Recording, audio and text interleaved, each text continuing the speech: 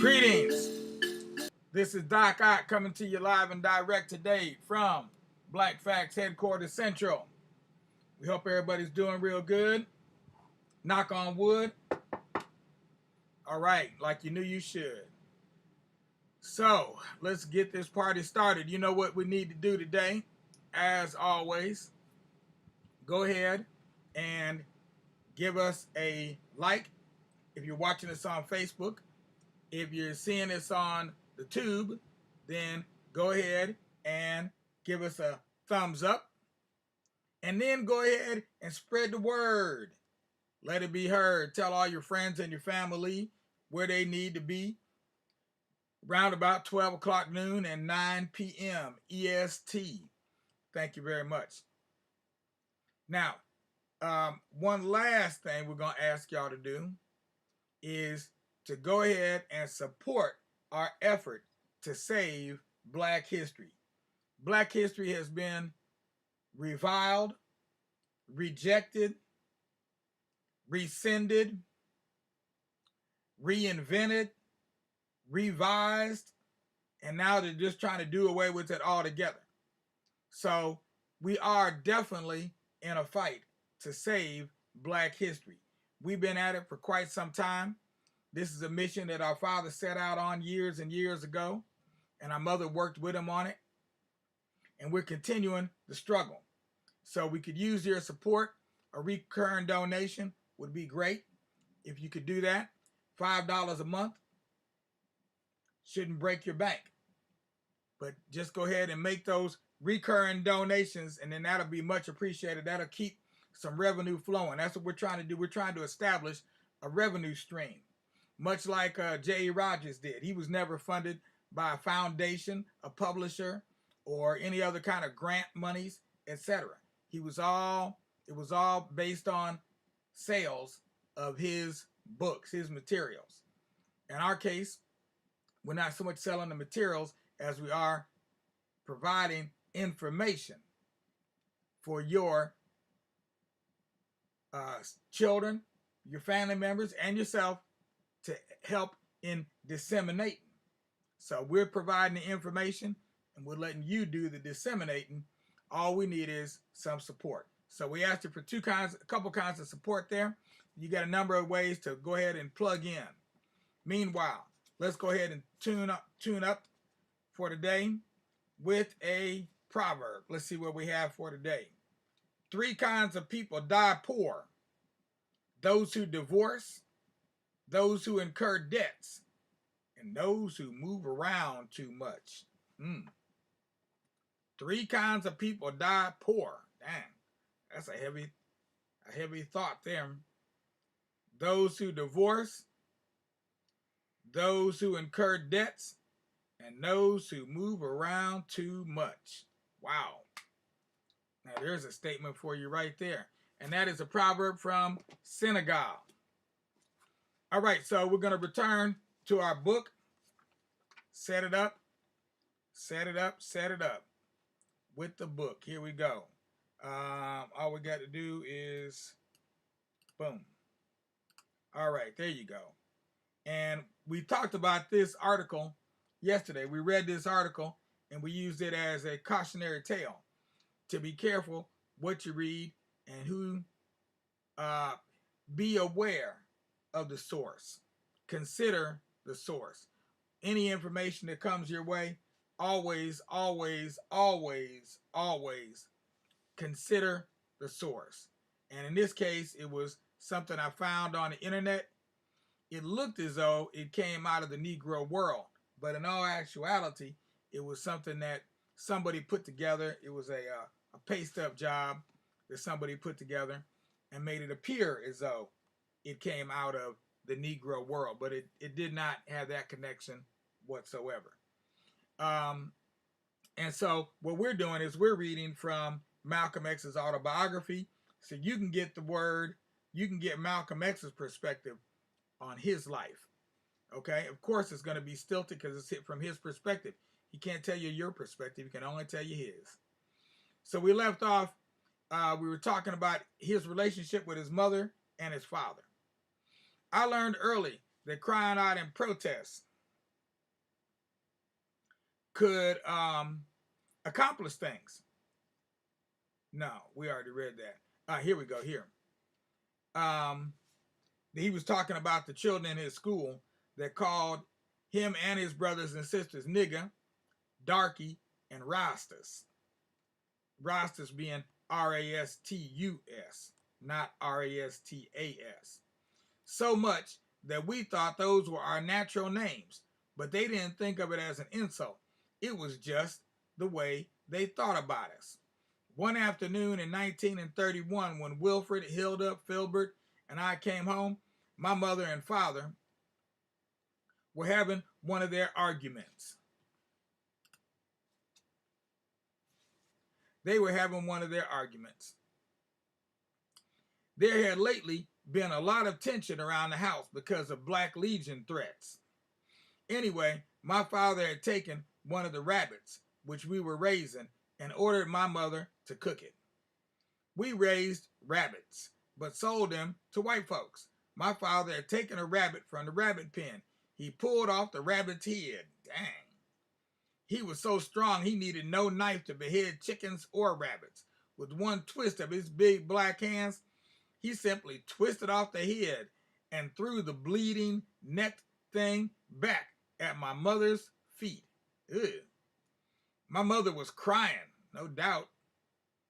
She started to skin the rabbit, preparatory to cooking it. But my father was so angry, he slammed on out of the front door and started walking up the road toward town. It was then that my mother had this vision. She'd always been a strange woman in this sense, and had always had a strong intuition of things about to happen. And most of her children are the same way, I think. When something is about to happen, I can feel something, sense something. I never have known something to happen that has caught me completely off guard except once. And that was when, years later, I discovered facts I couldn't believe about a man who, up until that discovery, I would gladly have given my life for. My father was well up the road when my mother ran screaming out onto the porch. Early, early, she screamed his name. She clutched up her apron in one hand and ran down across the yard and into the road. My father turned around. He saw her. For some reason, considering how angry he had been when he left, he waved at her, but he kept on going. She told me later, my mother did, that she had had a vision of my father's end. All the rest of the afternoon, she was not herself, crying and nervous and upset. She finished cooking the rabbit and put the whole thing in the warmer part of the black stove. When my father was not back home by our bedtime, my mother hugged and clutched us. And we felt strange, not knowing what to do, because she had never acted like that. I remember waking up to the sound of my mother screaming again. When I scrambled out, I saw the police in the living room. They were trying to calm her down. She had snatched on her clothes to go with them, and all of us children who were staring knew, without anyone having to say it, that something terrible had happened to our father. My mother was taken by the police to the hospital and to a room where a sheet was over my father in a bed, and she wouldn't look. She was afraid to look. Probably it was wise that she didn't. My father's skull on one side was crushed in. I was told later. Negroes in Lansing have always whispered that he was attacked and then laid across some tracks for a streetcar to run over him. His body was cut almost in half. He lived 2.5 hours in that condition. Negroes then were stronger than they are now, especially in Georgia Negroes. Negroes born in Georgia had to be strong, simply to survive. It was morning when we children at home got the word that he was dead. I was 6 years old. I can remember a vague commotion. The house filled up with people crying, saying bitterly that the white Black Legion had finally gotten him. My mother was hysterical.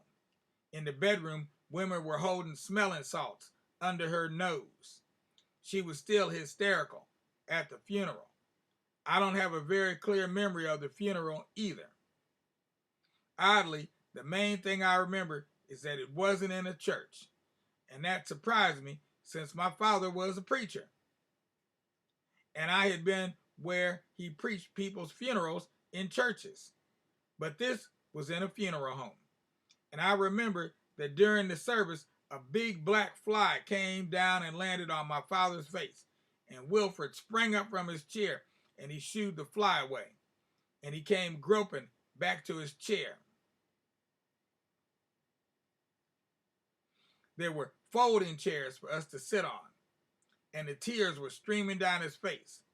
When we went by the casket, I remember that I thought that if I looked as if my father, that I thought that it looked as if my father's strong black face had been dusted with flour, and I wished they hadn't put on such a lot of it.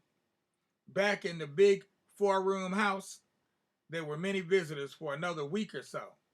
They were good friends of the family, such as the Lyons from Mason, 12 miles away, and the Walkers, McGuires, Liscos, the Greens, Randolphs, and the Turners, and others from Lansing, and a lot of people from other towns whom I had seen at the Garvey meetings. We children adjusted more easily than our mother did. We couldn't see as clearly as she did the trials that lay ahead. As the visitors tapered off, she became very concerned about collecting the 2 insurance policies that my father had always been proud he carried. He had always said that families should be protected in case of death.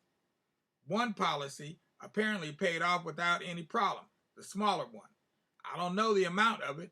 I would imagine it was not more than $1,000, and maybe half of that. But after that money came, and my mother had paid out a lot of it for the funeral and expenses, she began going into town and returning very upset. The company that had issued the bigger policy was balking at paying off. They were claiming that my father had committed suicide. Visitors came again, and there was bitter talk about white folks. How could my father bash himself in the head, then get down across the car tracks to be run over? So, there we were. My mother was 34 years old now, with no husband, no provider or protector to take care of her 8 children. But some kind of a family routine got going again, and for as long as the first insurance money lasted, we did okay. Wilfred, who was a pretty stable fellow, began to act older than his age. I think he had the sense to see, when the rest of us didn't, what was in the wind for us. He quietly quit school and went to town in search of work. He took any kind of job he could find, and he would come home dog tired in the evenings and give whatever he had made to my mother. Hilda, who had always been quiet too, attended to the babies. Filbert and I didn't contribute anything. We just fought all the time. Each other at home, and then at school we would team up and fight white kids. Sometimes the fights would be racial in nature, but they might be about anything. Okay, and we're going to end right there, because that's right down at the bottom of that page. Good place to end. I try to pick good spots so I can find them again when we return. So we still got a ways to go. We've got at least 2 more days just in that chapter. Not making a lot of progress, but we are laying out the basis of this story, because our lives are always based on our experiences. All of our lives are based on our experiences. And so what we experience in our youth has a great deal of impact on our adult lives. And knowing what Malcolm and his siblings and his mother went through really does set the stage for us as to what he did and his attitudes and his perspective on life much later in life. So we'll be continuing on here tomorrow. Tomorrow's Friday. Okay, so tomorrow what we're going to do, we're going to run specials on Saturday and Sunday. And you know how we do that. We'll be posting up some videos where you'll be able to get a broad overview of somebody else's perspective. No, you know what? We're not going to give you a broad overview of Malcolm's life. What we're going to do videos, because I already got them set up. We're gonna show videos, put up a playlist, and I'll have videos on it of Malcolm X actually speaking. So again, we'll be able to hear about from his own lips what his perspective is. And that's the whole purpose of what we've been doing here, is to talk about Malcolm X from his perspective as much as possible. So we'll do that tomorrow, Saturday and Sunday. And then Monday morning, we'll be back right here reading more from the autobiography of Malcolm X, otherwise known as Malcolm Little. Don't forget to join us tonight as we continue to read from the book March, Book 1, the story of John Lewis and how he got involved with the civil rights struggle. That'll be something that, you can have all the family participate in, the youth, because we're reading from a graphic novel. First time we're doing a graphic novel. Actually, it's the first time we're doing a graphic novel, and the first time we're reading a story with images attached to it. So, 2 firsts for us in this month of May.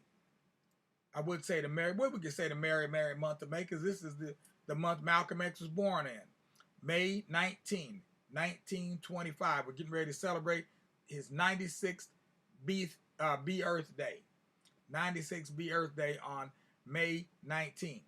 So meanwhile, as we close out here, don't forget to go ahead and give us a like. If you've seen us on Facebook, give us a thumbs up. If you've seen us on YouTube, and then take that one more step. Go ahead and post up a recurring donation. The link is directly below. You know where it is. You know where to go. All we're asking for is just a little bit of dough. Peace out, y'all.